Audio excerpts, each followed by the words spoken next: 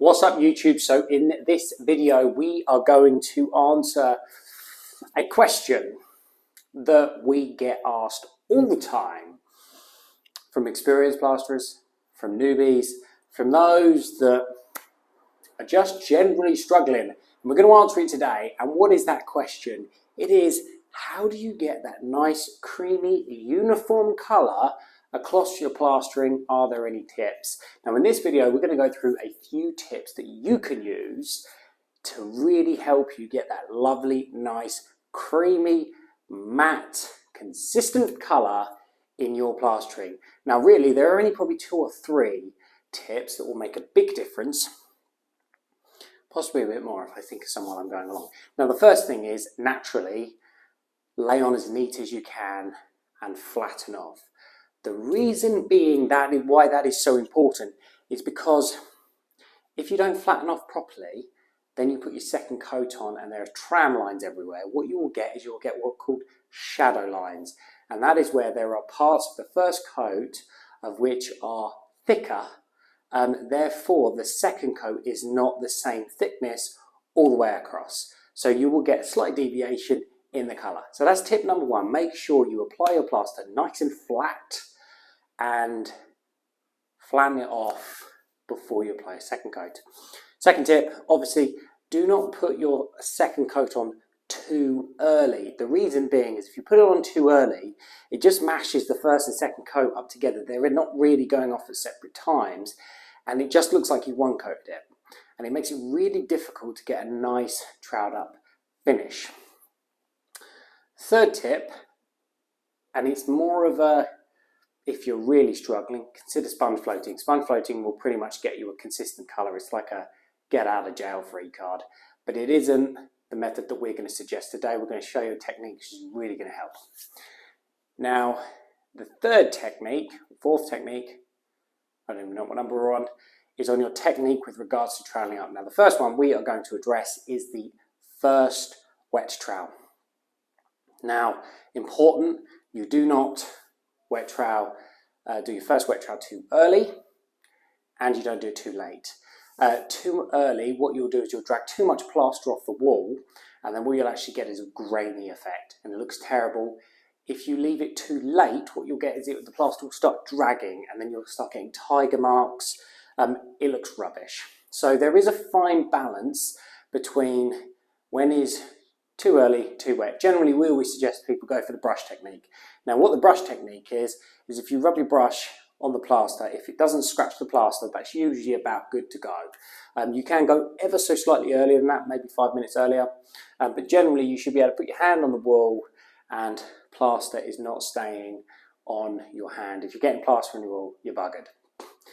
But anyway, onto the technique with the first wet trowel, then we're going to address the technique for the second wet trowel. I'm now going to stand up because my back is killing me because I can't bother to lift the tripod all the way up. So I've been crouching for all this time. Now what we're going to do, firstly, we're just going to brush the skirting line because that makes life a bit easier. And instead of brushing, we're just going to flick a little bit of water, like so, okay? Nice and flat, push up, and then wipe, push up, like so. Now,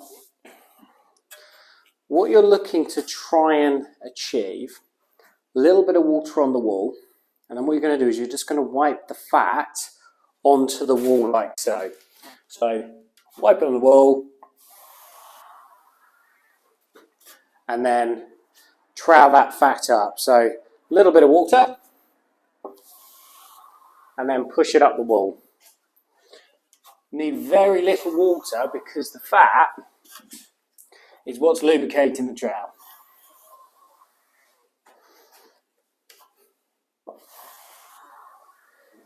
Okay, I'm going to attempt to try and show you this with the camera in my hand.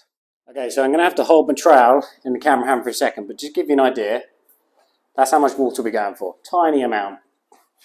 Okay, we've got a little bit of fat on the trowel. Wipe it like that. And then we're going to go like so. Not looking to keep any of the fat, on the wall. So again, fat up the wall, like so. And you're literally just working that fat back in. If you've timed it right, you should need very little water. So you can see it actually gets easier. The more you trowel the wall, the less water you actually need, because the fat is doing all the work for you. Now, why is this such a good technique? Well, quite simply, because you're using fat instead of water, or very little water, you're not actually pulling any of the grain out of the plaster, so it helps get that nice, beautiful, consistent finish. Now, the downside is when you first start, for instance, that corner, you need a little bit of fat generated. Now, you'll also notice that I didn't brush the walls. Why is that? Well, what you find when you brush the walls, it agitates the plaster again. Now, don't get me wrong, I am an advocate of brushing. I prefer it over a spray bottle personally, and certainly for ceilings, I generally will brush it on so it doesn't get too messy. But if you are on time with your plastering, you're not chasing a tail, or it's not too wet or anything like that, flicking a very small amount of water on the first wet trowel makes life so much easier. Basically what happens is when you run a brush down, it ends up agitating the plaster slightly, almost has like a really fine sponge float effect. So what you find is when it's dry, you see these sort of 100mm strips going in the plaster. Plaster looks beautiful, we've just got these little strips, and it's the width of the brush where someone's brushing down like that, troweling up, and just where the brush was, it's just agitated and slightly changed the texture of the plastering. So again, if you're looking for consistent, even, beautiful looking colour, flick a very small amount of water and then use your fat just to use that to lubricate the trowel. You're not looking to leave the fat on, but rather use it as a way of lubricating your trowel so you can use less water. Okay, next tip. I don't even know what tip I'm on now. I'm throwing them out like they're Haribo. But the next tip, which will make a big, big difference, is not having your trowel too heavily open, so you have quite a shallow angle on it. Again, now you've got to remember the point of this video is to get a consistent colour.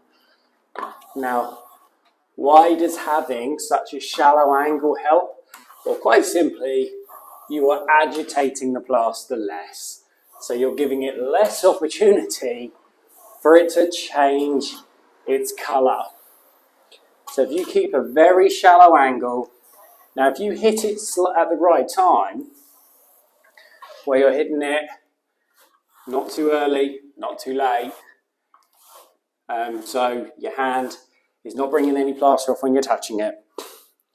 Hitting it at that right time, you can have pretty light pressure and just skimming over the top of the plaster, and it will pretty much agitate the plaster, hardly any, and that will help get that beautiful, consistent, creamy colour that you're looking for. Tip number, I don't know what, maybe 847? I have no idea. Is do not overwork your plaster. What does that mean? Well, it is so easy when you're plastering, you're not quite happy with it. Do you know what? I'll flatten that again, and you know, I think I can get that better, and blah, blah, blah, blah, blah. Overworking it when you're putting the plaster on, you're playing with it like it's flipping Play-Doh. No. Put the plaster on, apply it best you can, flatten it with either a trowel or a speed skim. After it has pulled in a bit, don't worry about flattening it straight away.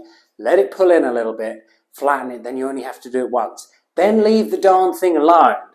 If you flattened it well enough, leave it, apply your second coat. Again, let it pull in a bit, then flatten it again. Now usually what I'll do is I will flatten it once on the first coat, So I will apply the first coat. Depending on whether I think the wall's going to go quickly or not, I might flatten it straight away. If I think it's hanging, I'll leave it a bit to pull in, then I'll flatten it with a spat. Only once. Second coat, leave it to pull in a bit, flatten it with the spat, and then I'll leave it a bit longer, and just before, it's getting to the point where it's pulled in too much, I will just flatten it with my trowel. After that point, I will leave that alone until I am wet troweling. The less you muck around with the plaster, one, it will pull in faster, and generally you're not agitating it, you're not scraping plaster off, you're not doing unnecessary amounts of work to it. It will help give you that consistent, key, beautiful colour that you're looking for. So tip number 873, 944, I have no idea. Do not overwork your plaster. Final tip of the day. I don't know what number we're up to, but it must be a lot. It doesn't really matter. As long as it is flat, it's smooth, there aren't tiger marks in it, etc. so forth, no one really cares what the colour looks like. As a professional, as a plasterer, you know from a pride perspective that it sucks. But in reality, when it's painted, it doesn't matter. So don't sweat the small stuff. Literally, as long as you're cracking out quality work, who cares about the colour? It all looks the same once you've got paint on it. We hope this video has been helpful. Consider giving it a thumbs up and subscribing. We look forward to seeing you on the next one. Thanks again.